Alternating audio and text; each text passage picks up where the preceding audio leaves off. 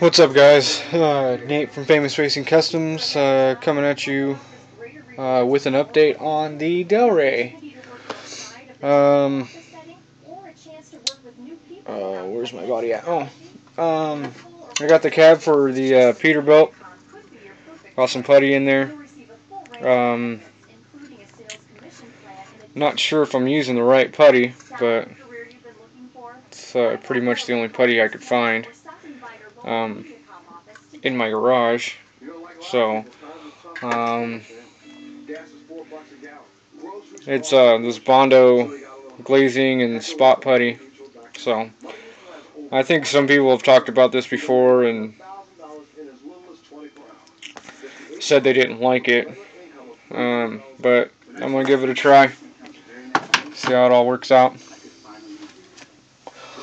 The delray, yes, the delray. Waiting for that to dry, and I was getting bored. I'd kind of gone through the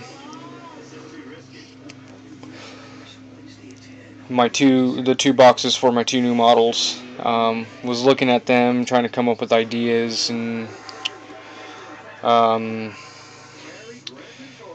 you know, like I said, those are going to be extremely slow builds, and I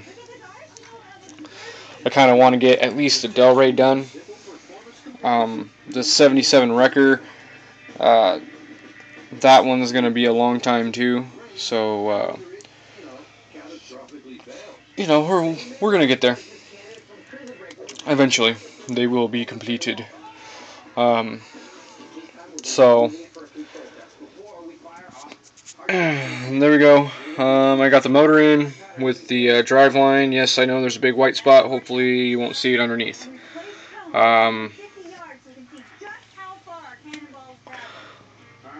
You know, so there's the chassis. It's almost done. The engine's drying as we speak. So I went ahead and did not do anything with the distributor. I just threw it in. I didn't even paint it now that I realize it, but that's alright. I can live with it. This thing I'm giving to my girlfriend's mom anyway, so nobody will probably ever see the engine. So you never know. I may end up maybe taking, because I still have the bottom half of the engine from the 77 Wrecker, I may end up setting that in somehow and maybe turning it into a curbside kit. I don't know. Haven't figured it out yet. So, as for the wheels and tires, I did go with the chrome and gold wheels. There we go. Chrome and gold with the jelly beans. You can see right through them. Kind of awesome. Painted the white walls in with acrylic paint, not the enamel, because I don't know what it is with the rubber and enamel, but the enamel never dries, and every time you touch it, it smears and it gets all over the place. It sticks to your fingers, and it's just nasty. So always use acrylic. I used, well, I guess you can't read it. I used my flat white, but it gives it a really awesome look. So another thing I noticed when I was mocking it up, because I cut the hubs off and raised them to give it a lower stance up front, because I used the little lowering blocks in the rear end. It sat with a reverse rake, kind of like the Camaro, and so I wanted to correct the rake, and but I didn't do it like I did with my Chevy truck, which I should have, which is put the tires where everything was even. So it's off just a tiny bit. So I'll try to figure out a way to correct it. If not, again, nobody else is going to see it. This is going to go in a cabinet downstairs for my girlfriend's mom. So, the body is pretty much untouched since the last time you guys have seen it. I'm not going to do a headliner.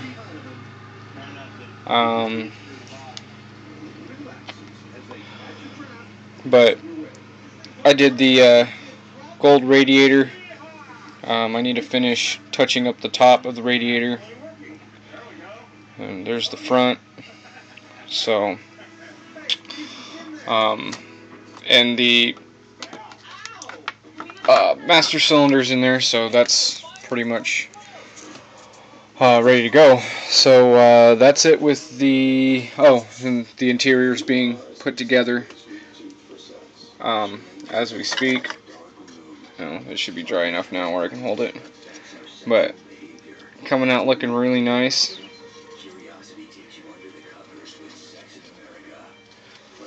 I know the red doesn't match, but yeah, I don't like that Duplicolor. I'm probably never going to use Duplicolor again.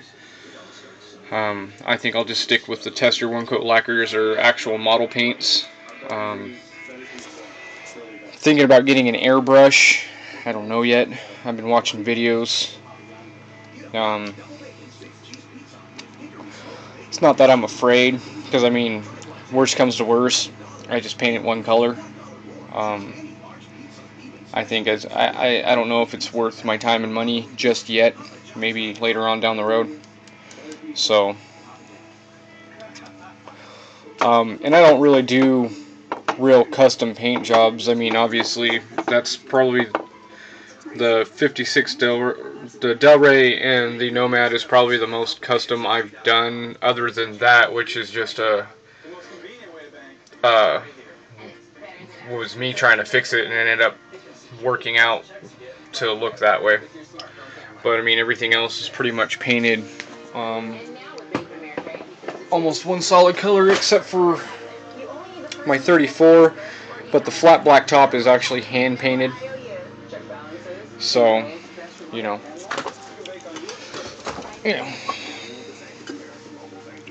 So that's how that's gonna go.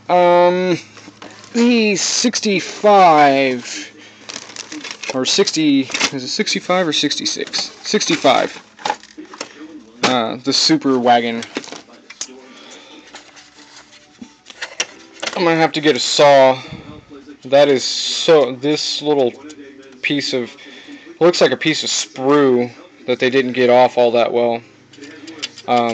It's so thick on there. I gotta cut it out. And my hobby knife is just not doing the job. I'm gonna end up having to probably saw it off and straighten it out. So, this kit's got a ton of flash. But again, like I said, you know, it's all molded in. I don't like it. So my plan was, here's the 61 Impala frame. And like I said, I cut the floorboards and everything out of it. I got to do some cleanup work.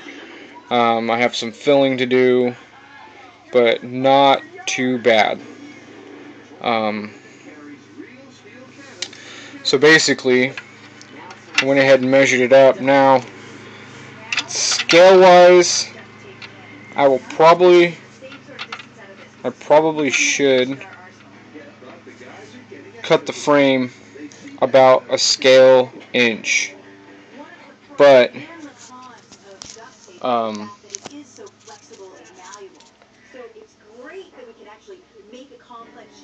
you know, but I think it might be close enough where I can get away with it. I don't know yet.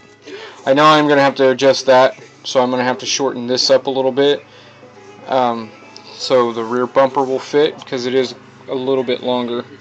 But other than that, you know, that's pretty much how it's going to look.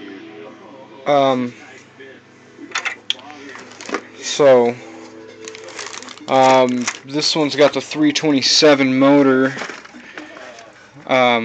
which I'm actually thinking about, instead of using the 327, doing another little swap, and possibly using the 265. I don't know yet. I have to put them together and look and see what it all looks like. What the other engine looks like scale wise. How much bigger is the 327 compared to this, which shouldn't be much bigger than the 283 in that truck.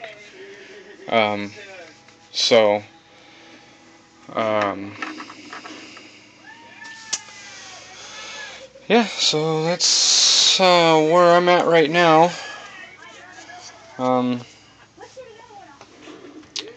Just waiting for the cab to dry. I put the putty on a little thick over the holes, so I'll sand them down and then I'll slowly start leveling it out.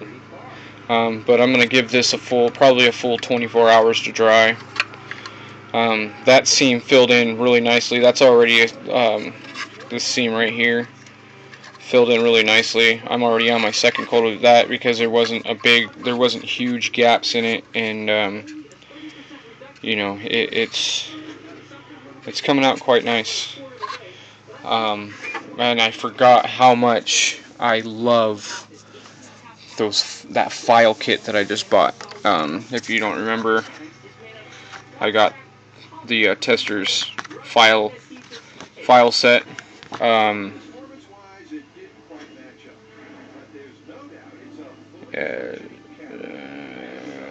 forgot how many. I think it comes with like 1, 2, 3, 4, 5, 6, 7, 8, 9. It comes with 10 files. So, yeah. There's that. As for the stock rims, those are actually going to go into Purple Power. They're going to get stripped down. So those will be thrown in a box until I find something to do with them.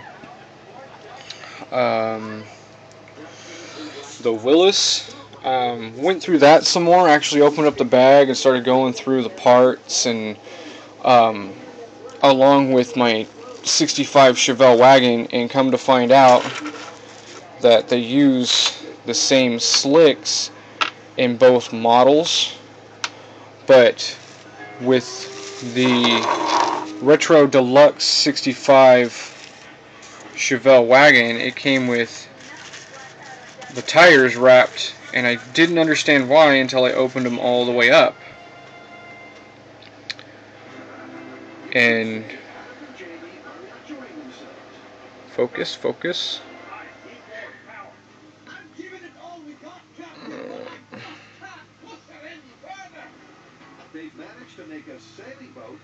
Anyways, these are out of the 65 Chevelle wagon, and it's a nice soft rubber. It has M&H Racemaster detailed already in them, so I don't have to paint the little tiny letters on the slicks. So I'm going to use these on the Willis.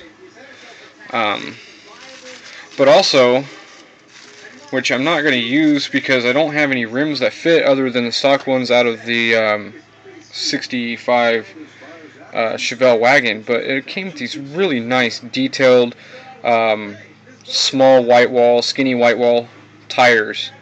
Really nice, I mean, awesome detail. I have one tiny seam that kind of matches, but not totally. With the slicks, I don't have to do anything to them. These are molded so nicely. Oh, there we go, Racemaster. But so nicely detailed. I mean, look at that. There's no line anywhere in there at all. So, certain things they did really well with the molding and the detailing on this. With that model, the Willis model, I mean, the chrome on it is so nice. The detail on it is so nice. I have not found any flash yet on that model. I'm not saying I'm not going to, because I know not every model is perfect, but that Willis coupe right there is just molded so nicely, and the body's nice and thick. It's not warped. So, you know, I'm kind of excited to get into that one, but it's going to take me a while. I got to get a distributor for wiring, or I have to make one. I'm going to wire the motor. I'm going to plumb everything. It is going to be a gasser still, but my plan for that is, well, I guess I should say a gasser style. My plan is, what would I build out of a Willis coupe, which would be a gasser style vehicle that I can drive on the street. So, kind of. I mean, I wouldn't drive it, obviously, with race slicks, but I have some license plates out of a few different vehicles that I'm going to take a look at, and I'm actually thinking about putting plates on that car. Probably going to add seats, another seat at least in it. I don't know about rear seats. I might just leave it a two-seater. The Super Wagon came with a seat belt set, so I'm going to actually use the molded seat belts out of this in that, instead of using the stickers. So that's my plan, but again, like I said, that's a long time away before I get anywhere near that. So that's going to be it for now. I'm going to keep plugging away on this delray, and hopefully have it done maybe today, maybe tomorrow. I don't know. We'll see. To all my subscribers, thanks for subscribing. Thanks you guys for watching. Comment, rate, subscribe. And hope to hear from you guys soon.